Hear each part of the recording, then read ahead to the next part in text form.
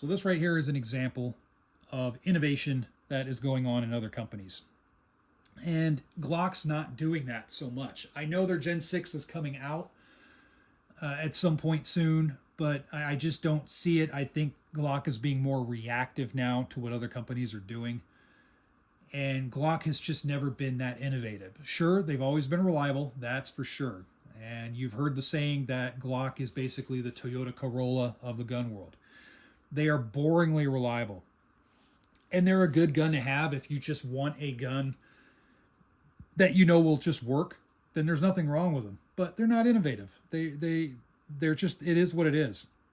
Glock is kind of one of those perfect kind of mass issue. It's a good duty gun. If you can get a good, at a police department or something, if you're looking to get a handgun that you know will work and maybe you can get some good deals through the Glock rep, then you go with Glock and you know that, hey, we can service these things easily. They're, mass produced. The Gen 4s and Gen 5s will typically fit most officers' hands, whether you have big hands or small hands. That's where I think the Glock does well. It's just a basic gun. But innovative, no. I'm not going to put that in association with the Glock name anymore. This RXM right here, it already has everything. When I compare this to the Generation 6 photo that I seen, now granted, it's just a photo, and we don't know if that's true, if that was, if the gun's going to look different or what's going on. But when I just look at that photo, I go, you know what? This already has everything that photo has, and it's a lot cheaper. It has a beaver tail. It has the stippling right here and the ledge, so you can get a good support hand index right there. It already has that. It has an excellent grip that is actually a little bit better than the Glock angle, in my opinion. With that said, the Glock Gen 4s and Gen 5s aren't that bad. It was the Glock Gen 3s and earlier that just kind of more uncomfortable. The Gen 4s and Gen 5s aren't that bad, but this does feel better.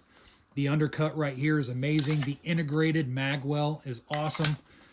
This right here, pretty much the design with the full-size grip and the shorter slide right here, pretty much puts the 19X and the Glock 45 just out. It just blows it right out of the water, I think.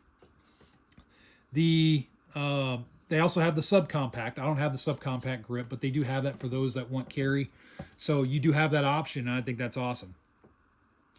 The RXM just does it better. The mounting system is much better than a Glock. This, along with the Springfield Echelon mounting systems, are way better than the MOS. The only way you're going to get better, I think, with the Glock is if you have it direct cut, but that's just a lot more cost after already spending it on the Glock, when you could just buy this and it's already there. The sights are metal, night sight. They'll co-witness your optics. The trigger feels really good, just like a Glock. In fact, it feels just a touch better. I don't know. Maybe it's just me, but it feels just a touch better than the Glock. The modularity of the trigger system, low recoil, all that good stuff. This is just an example of a gun that costs less, and the innovation is there. Some people will say, well, it's just a Glock clone. You're saying this, and you're calling the Ruger RXMs good, and it's just a Glock clone. Well, no, not really. Yeah, there's a lot of similarities to the Glock, especially in the upper. That's for sure. That can't be debated.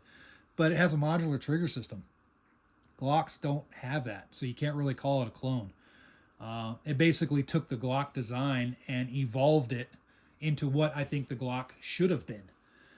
But that's just me. Keep in mind, this is all just my opinion. So some people will like it, some people will hate it.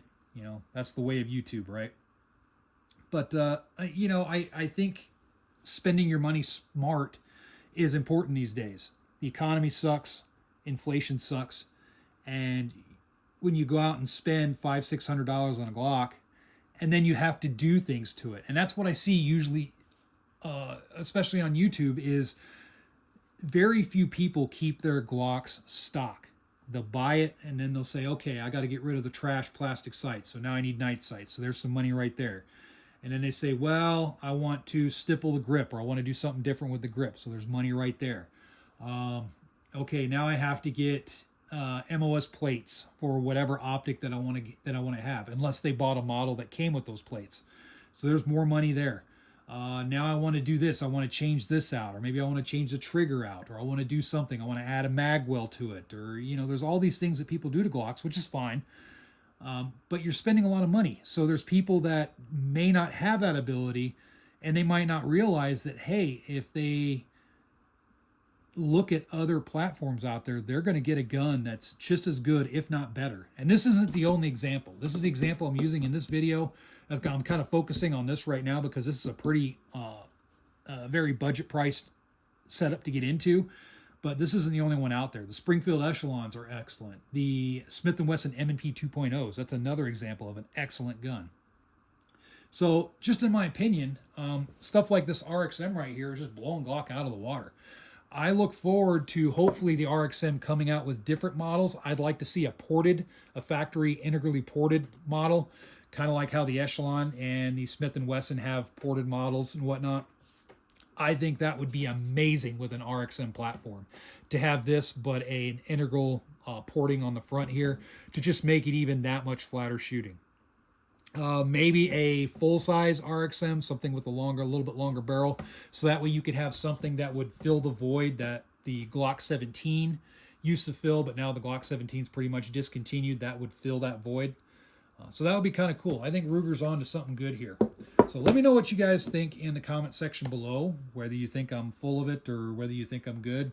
Either way, I thank you for watching my channel, for those that do, and I encourage the comments and I encourage the discussion and all that good stuff. So let me know what you think.